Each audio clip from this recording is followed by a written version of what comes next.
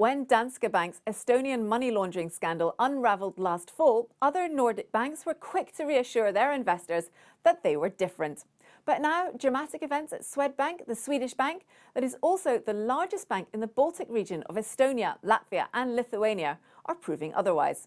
Birgitte Bonnesen, who was fired as chief executive of Swedbank by the board last week, had previously been the head of the Baltic region for the bank, as had Thomas Borgen, who was ousted as the CEO of Danske Bank in October. Both had reached the top of their respective organisations, in part because of the healthy profits coming out of the Baltic regions. However, questions are now being raised as to whether some of those profits had come from illegal activities. What started out as an apparently small affair has turned into one of the biggest money laundering scandals on record.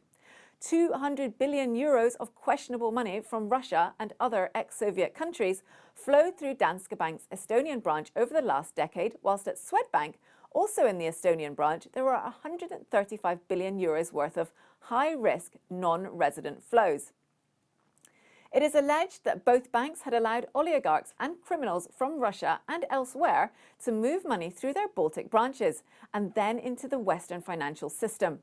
Swedbank is facing questions about its alleged involvement with the Panama Papers and Russian laundromat money laundering schemes, whilst Danske Bank has been implicated in the Azerbaijani laundromat money laundering scandal. Both Swedbank and Danske Bank are now facing multiple regulatory inquiries. Swedish and Estonian financial supervisors are investigating the scandal. However, most worrying for the banks will be the interest of the US regulators, given their record of doling out hefty fines. The New York State Department of Financial Services is probing Swedbank over several money laundering scandals, including the one at Danske Bank.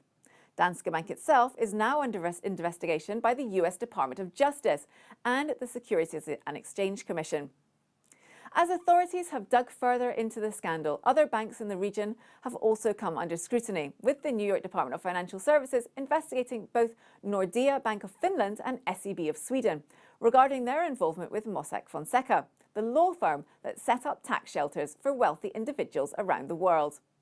Nordea has responded, stating, "Combating financial crime is part of our daily operations. In cases where we see suspicious transactions, we report it to the authorities for them to take forward." Which is one of the questions being asked of both Danske and Swedbank. Why actions were not taken faster when suspicions were first arisen.